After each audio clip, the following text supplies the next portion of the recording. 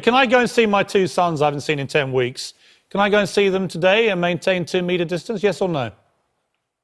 As far as I would be concerned, I do not speak for the government. As long as you maintain social distancing in what you do, okay, that will not allow the problem, Andrew Bridgen. You see, what you've just said is completely against the new rules, as stated. So there you are, a Conservative member of Parliament who thinks you know exactly what Boris Johnson has been saying, and yet you've just told me to do something I'm not allowed to do.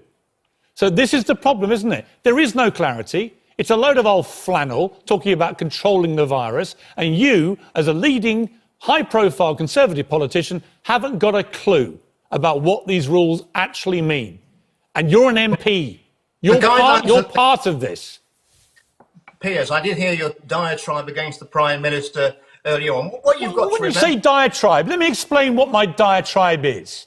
We have, according to the government's own graphs, and you can spin them any way you like, the second worst death toll in the world, and that's just the deaths that we're declaring of 31,000. The real figure, according to any detailed analysis of the ONS figures, is over 55,000 people. It's an absolute national disgrace when you compare it to almost any other country in the world. We've had no testing. Our Deputy Chief Medical Officer said we didn't need testing, it wasn't appropriate, so we stopped doing it, which was a total scandal. We've had no PPE for the NHS frontline workers and care home workers, which is why over 200 of them have died. It's an absolute national disgrace. And when you come on and say, I heard your diatribe against Boris Johnson, the diatribe is because so many people have died, and so many people are continuing to die. And yet, even today, yesterday, Boris Johnson announces, oh yeah, we're going to bring in quarantine at the airports. 3 months after other countries did this. 3 months after countries like China and South Korea did this. After 6 weeks after New Zealand and Australia did it. Why are we not doing it before? Why have we decided that our experts seem to know so much more than everybody else's, that we can plough our own little lonely furrow, and then we end up on your graphs, your government graphs, with the second worst death toll in the world? So don't tell me that I'm launching a diatribe against Boris Johnson. I'm holding Boris Johnson to account. I'm holding Boris Johnson to account for a shambles, an absolute shambles from start to finish.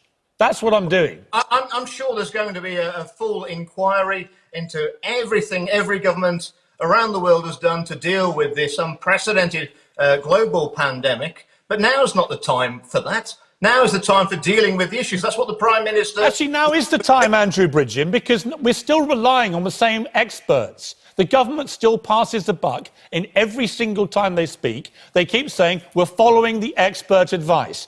I would argue that our experts have been following very different advice and giving it very differently to our government to most other countries in the world, including airports. 90% of the world's countries have taken far more draconian action than us at airports. So I'm not really so convinced that we should be blindly following our experts, given that they don't think we should have been shutting down any part of our airports to 18 million people for 3 months, bringing this virus to this country. I'm sorry.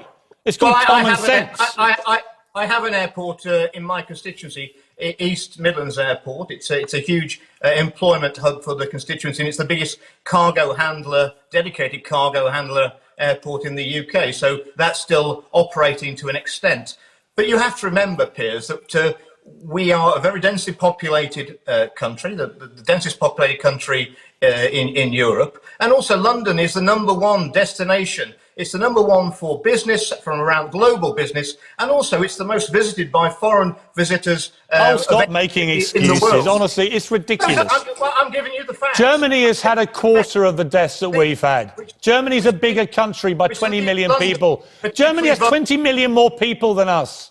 It's a lot of flannel when you start talking about how brilliantly we're doing. Please stop it. You talk about insulting intelligence. This insults everybody's intelligence. All right, we've got to go to a break. Thank you, Andrew Bridgen. We'll come back with our two experts.